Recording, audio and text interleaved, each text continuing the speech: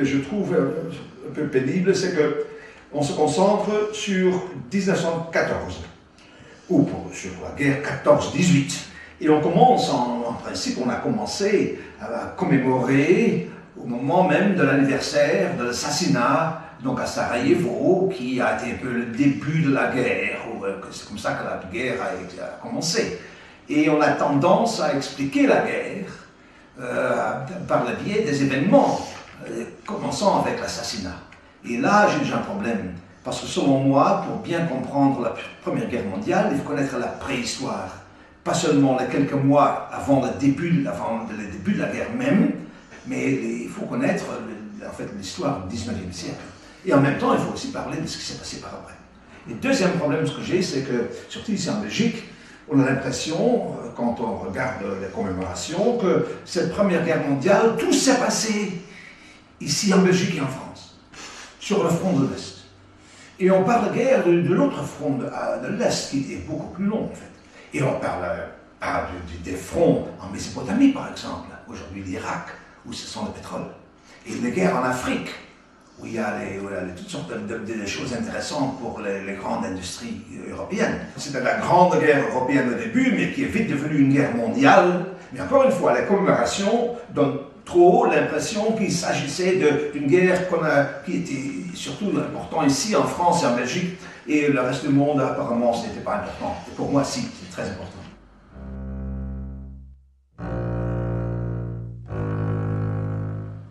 Le problème avec les explications, qui commencent, surtout celles qui commencent avec l'assassinat à Sarajevo, il y a toujours, après tant d'années, des historiens qui proposent que l'assassinat de Sarajevo, c'est la cause de la guerre. Ce n'est pas le cas du tout. Mais quand on commence à expliquer les choses comme ça, alors la Première Guerre mondiale devient un mystère. Parce que c'est un bel été. Tout le monde partait en vacances. Et tout d'un coup, oh mon Dieu, c'est la guerre. La guerre a éclaté. Et on dit que personne ne voulait la guerre. Non, on s'attendait à la guerre. Mais tout d'un coup, oh mon Dieu, catastrophe, c'était la guerre. La guerre a éclaté. Pourquoi? Mystère. La grande folie collective, l'Europe, ce n'est pas ça, c'est un mystère. Cette guerre-là est une guerre voulue. Voulue et qu'on savait qu'elle allait venir tôt ou tard. Voulue des deux côtés? Voulue de tous les côtés. Mais pas voulue par tout le monde. Voulue par les élites de chaque pays.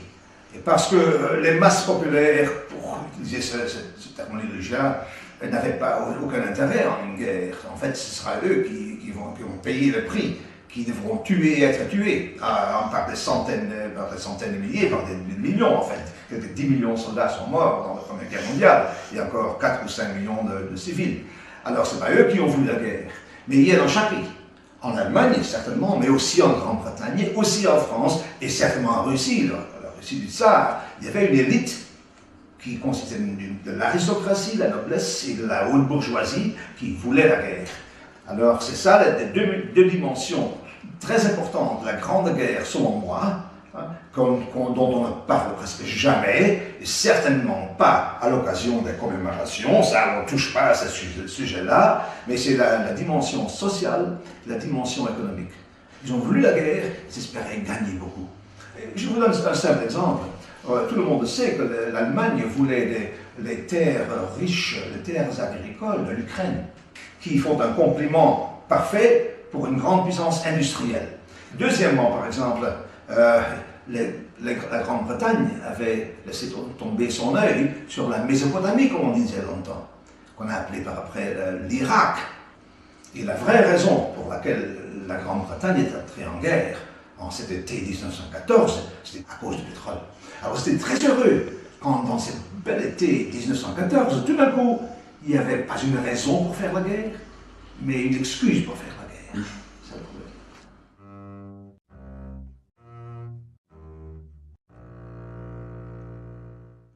En fait, si les États-Unis avaient voulu sauver la démocratie, ils auraient pu commencer à venir en 1939 déjà. En 1940, par exemple, quand le dictateur allemand a envahi la petite Belgique et les Pays-Bas et la France, il est du côté des démocraties, quoi. Alors, si on veut vraiment aider les démocraties, c'est à ce moment-là qu'on avait besoin d'assistance américaine, mais les Américains n'ont rien fait. Et même plus tard, les Américains n'ont rien fait. En fait, il faut se poser la question, les Américains, quand est-ce qu'ils sont entrés en guerre contre l'Allemagne? Pearl Harbor, c'était les Japonais qui ont attaqué dans une possession impérialiste d'ailleurs, américaine, Hawaï. Ouais. Et alors le lendemain, c'est vrai que les Américains ont déclaré la guerre au Japon. L'Allemagne ne devait pas venir à l'aide des Japonais. Et c'était des amis, mais leur alliance devait seulement marcher au cas où l'un des pays était attaqué par un autre. Mais alors, à Pearl Harbor, c'était les Japonais qui ont attaqué les Américains. Donc Hitler n'était pas forcé. Mais quelques jours par après, Hitler a déclaré la guerre aux États-Unis. Grande surprise. Alors, ce qui pose la question, ce qui fait poser la question, si Hitler n'avait pas déclaré la guerre aux États-Unis, quand est-ce que les États-Unis auraient-ils déclaré la guerre à l'Allemagne? Peut-être jamais. Peut-être jamais. En fait, il n'avait rien contre l'Allemagne. En fait, Hitler avait beaucoup d'amis aux États-Unis, de très bons amis. Et le fait qu'il était raciste et antisémite, aucun problème. Parce que la plupart de ces gens-là étaient racistes et antisémites eux-mêmes. Henry Ford, le plus grand industriel des États-Unis, un héros du système américain, un captain of industry, comme on dit là-bas, qui avait été un grand antisémite, qui avait inspiré Hitler avec un livre qu'il avait écrit dans les années 20. Alors lui, il n'avait rien contre Hitler. Et le fait qu'il était dictateur, aucun problème. Parce qu'il faisait de bonnes choses, il a supprimé les syndicats, par exemple. Plus de socialistes, plus de communistes, tous dans les camps de concentration. Formidable. Alors l'idée que cette élite américaine voulait la guerre contre l'Allemagne, c'était insensé. C'était insensé. Mais Hitler leur a déclaré la guerre, c'est ça le problème. Ce qui pose le problème, la question, pourquoi?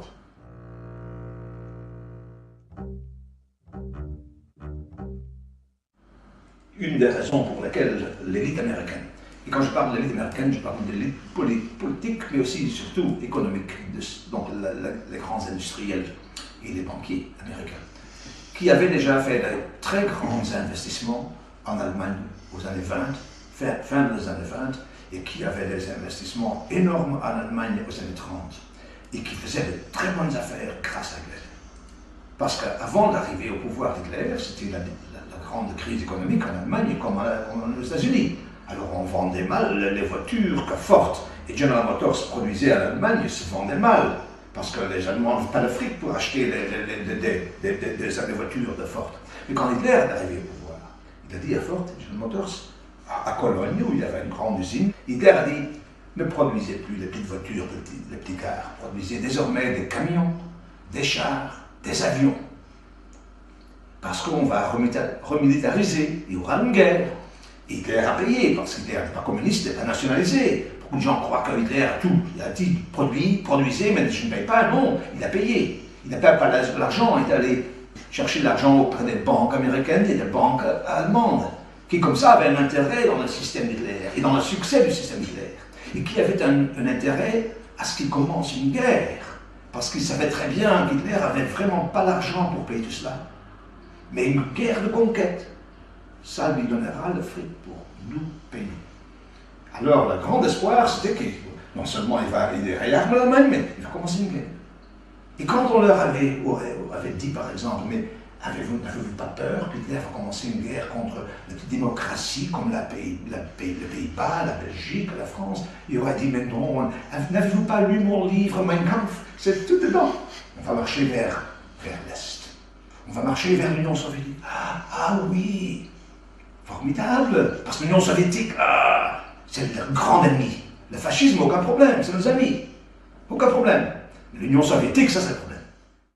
En décembre 1941, quand Hitler déclare la guerre aux États-Unis, alors les Américains commencent à arriver en Grande-Bretagne en 1942 par exemple.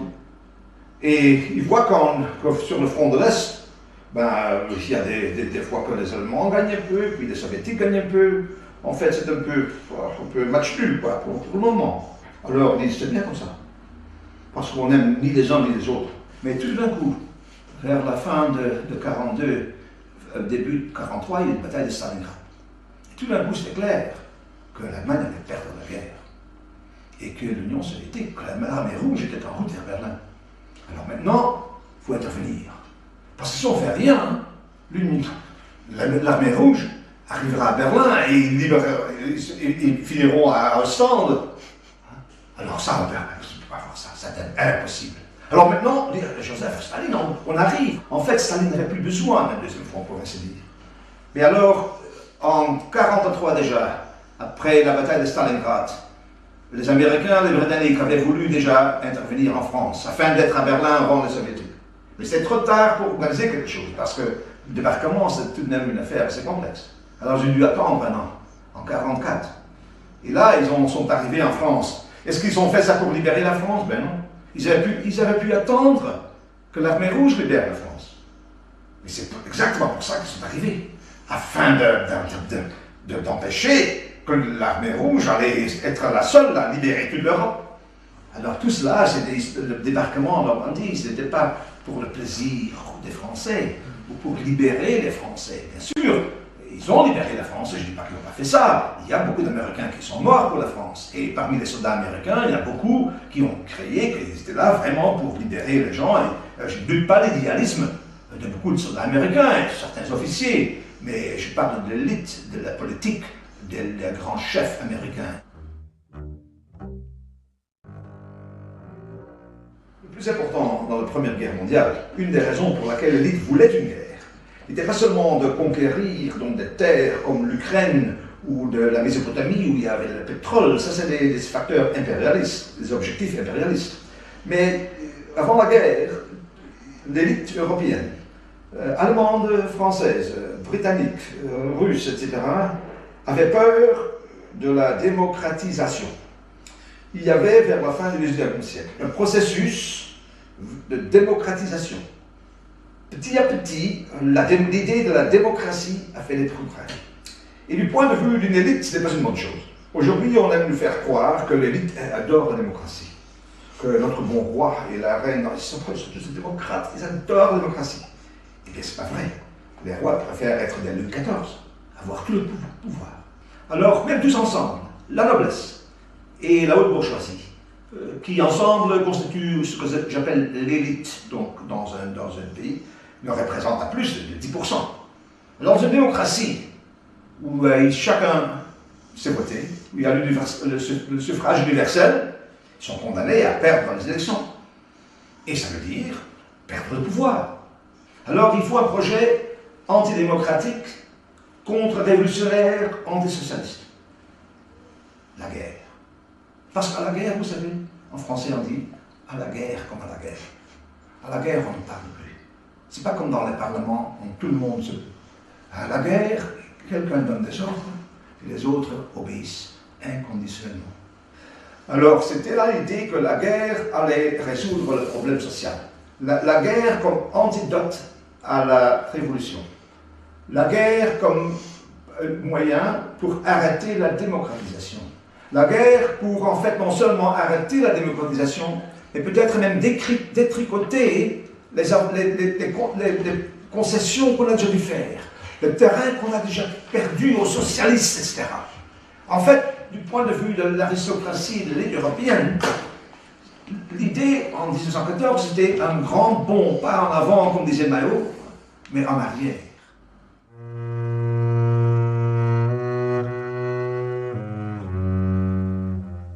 Une des choses remarquables à propos de la Première Guerre mondiale, c'est le fait que le pétrole de la Mésopotamie, de l'Irak, jouait déjà un grand rôle. Et ça ne peut pas dire. Il faut dire que c'était pour chauffer la Belgique. Mais aujourd'hui, le pétrole d'Irak est toujours l'enjeu de guerre, la guerre du Golfe. Est-ce qu'il y a quelqu'un qui croit vraiment que cette guerre était... L'idée, c'était donc d'apporter la démocratie au Moyen-Orient, comme disait Bush. C'est pas le vrai du tout. L'élite qui organise la guerre pour réaliser certains objectifs qui sont d'une grande importance et d'un grand intérêt pour eux, économique et social, ne peuvent pas dire ça. Ils doivent inventer des choses, comme par exemple, Wilson l'avait dit, c'était la guerre pour la démocratie, ou la guerre pour finir la guerre, la terre des terres. Hein. Alors c'est la même chose comme ça. George W. Bush n'a pas pu dire aux gens en Amérique qu'on va envahir l'Irak à cause de leur pétrole. Non, c'était pour éliminer un dictateur comme Hitler, ou pour faire apporter les bienfaits de la démocratie. Alors là, des mensonges comme ça, c'est en fait la Première Guerre mondiale qui a donné l'exemple pour ça. On fait beaucoup des trucs, pour ainsi dire, des astuces, des techniques pour vendre une guerre au public. Et en même temps, l'idée que cette guerre-là a une dimension antisociale, antidémocratique. On retrouve ça aussi dans la Première Guerre mondiale, parce que tout de suite, la guerre était accompagnée par exemple, on a supprimé le droit de faire la grève, on a tout de suite arrêté tous ceux qui n'étaient pas d'accord, et on trouve toujours la guerre en Irak reste accompagnée par le Patriot Act. Alors moins de liberté pour les Américains. Alors l'idée c'est qu'on va apporter le bienfait de la démocratie là-bas, mais entre-temps moins de démocratie chez nous. Tu vois que c'est un peu la même idée. On voit ça dans la Première Guerre mondiale et on le voit toujours. Eh bien, l'histoire peut être très utile, je trouve. On ne peut pas comprendre où on est aujourd'hui si on ne sait pas d'où on vient. Mais l'histoire, et Napoléon le savait déjà, est dangereuse. Parce que quand les gens commencent à savoir ce qui s'est vraiment passé, ça devient difficile pour les autorités. L'élite, en 1914, ne voulait pas que le peuple comprenne que c'est une guerre dont ils avaient un intérêt, donc, qui pour eux était intéressant, dont ils s'attendaient à toutes sortes d'avantages et qui n'étaient pas des avantages pour le peuple. Alors on devait mentir.